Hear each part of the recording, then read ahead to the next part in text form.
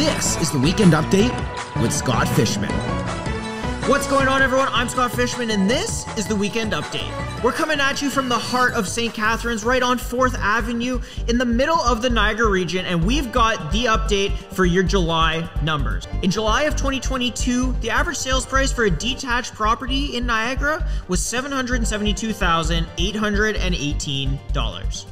This is up from July of 2021 from $759,361. This is an increase year over year of 1.77%. Now, although this isn't as high of an increase as we've been seeing year over year, like I told you before, we knew that this correction had to eventually happen for the sake of affordability for you as a Niagara homeowner or a Niagara buyer. Now, these numbers are not as high on the average increase as we would typically expect to see. But this is simply because of what the Bank of Canada did on July 13th to try to slow down what the market was doing.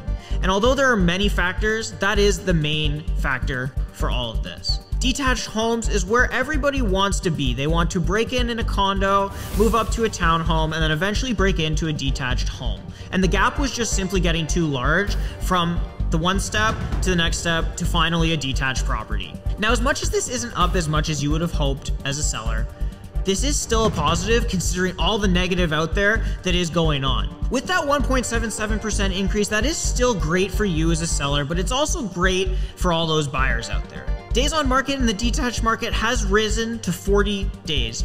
Like we've told you before, this is up from the first 2 quarters of the year, but it isn't necessarily bad for you as a buyer. It's actually fantastic for you as a buyer if you're looking to break in to this market. There's 301 sales in the detached market in July and just over 1,600 active listings. This results in 6 months of inventory on the market, which isn't quite as big of a pendulum swing as we saw for the Niagara region as a whole. It is a swing though, considering what we were seeing in the first half of the year, and it is because of what is going on out there and all the misinformation that is being spread. The days on market has risen quickly to 40 days on the market, which is fantastic news for you as a buyer because it's going to allow you to not rush into anything that you're not quite comfortable with and really digest everything that you are doing with what is going on. Like I've told you plenty of times before, this is perfect and exactly what we expected to see with that much anticipated correction.